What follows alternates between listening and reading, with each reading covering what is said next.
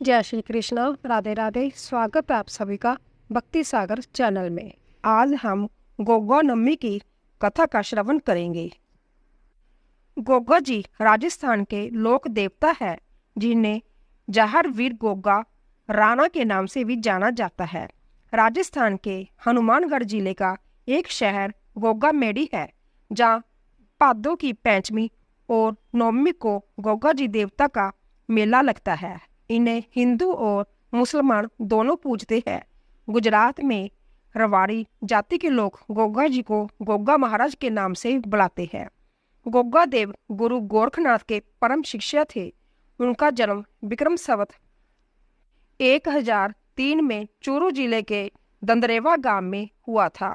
सिद्धू वीर गोगा देव के जन्म स्थान राजस्थान के चूरू जिले के दंतखेड़ा दंदरेवा में स्थित है, जहां पर सभी धर्म और संप्रदाय के लोग मत्था टेकने के लिए दूर दूर से आते हैं। गोगा जी का जन्म राजस्थान के चूरू चौहान वंश के राजपूत शासक जयवर सिंह की पत्नी बाछल के गर्भ से गुरु गोरखनाथ के वरदान से भादों सुदी नौमी को हुआ था। चौहान वंश में राजा पृथ्वीराज चौहान के बाद गोगा जी वीर और ख्याति प्राप्त राजा थे। गोगा जी का राज्य सतलुज में हांसी हरियाणा तक था। लोक मान्यता व लोक कथाओं के अनुसार गोगा जी को सांपों के देवता के रूप में भी पूजा जाता है। लोग उन्हें गोगा जी, गुग्गा वीर, जाहिर वीर, राजा मंडलिक व जाहर पीर के नामों से पुकारते हैं। यह गुरु गोरक्षनाथ के प्रमुख शिष्यों में से एक थे।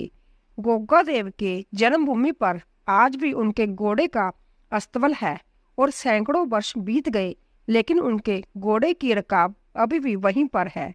उक्त जन्म स्थान पर गुरु गोरखनाथ का आश्रम भी है और वहीं है गोगा देव की घोड़े पर सवार मूर्ति।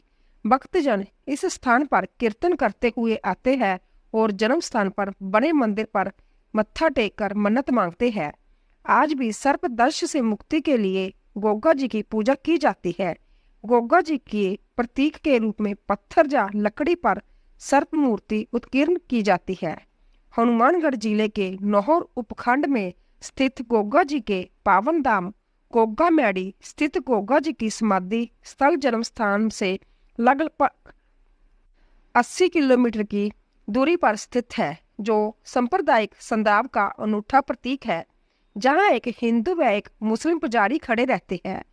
श्रावण शुक्ल पूर्णिमा से लेकर भादों शुक्ल पूर्णिमा तक गोगा मेडी के मेले में वीर गोगा जी की समाधि तथा गोगा वीर जाहिर वीर के जयकारों के साथ गोगा जी तथा गुरु गोरखनाथ के प्रति भक्ति की अविरल धारा बहती है।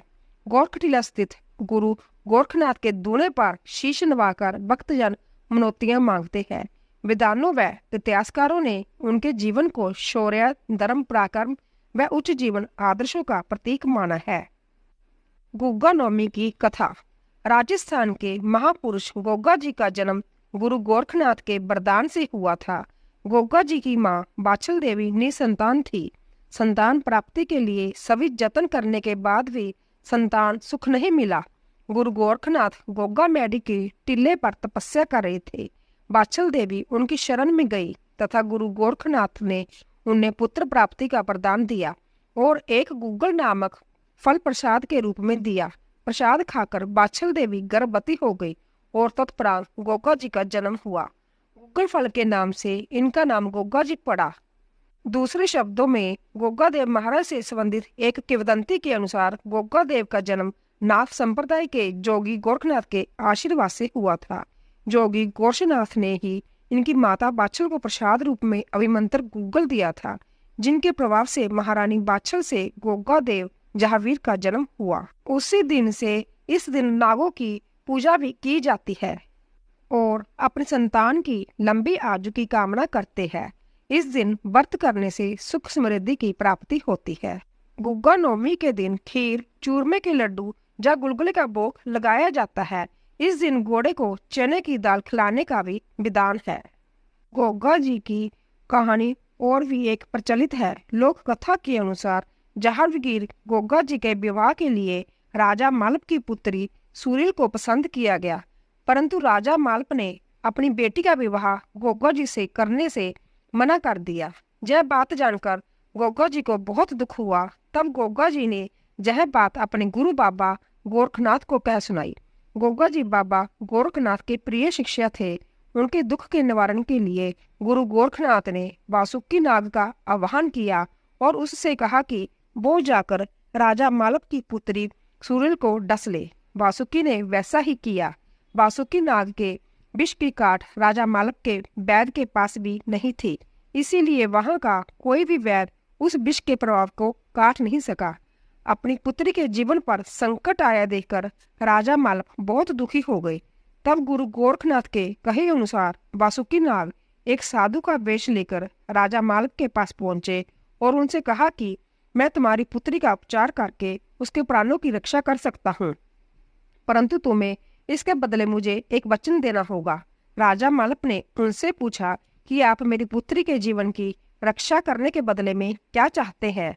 आप जो मांगोगे मैं आपको नहीं करूंगा। तब साधु के वेश में आए वासुकी नाग ने उनसे कहा कि आपको अपनी पुत्री का विवाह राजा जेवर सिंह के पुत्र जहारवीर गोगा जी से करना होगा। राजा मालव ने अपनी स्वीकृति दे दी।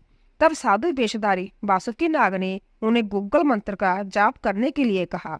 गुग्गल मंत्र के जाप के प्रभाव से राजकुमारी का स्वास्थ्य ठीक होने लगा और उस पर से विष का प्रभाव समाप्त हो गया।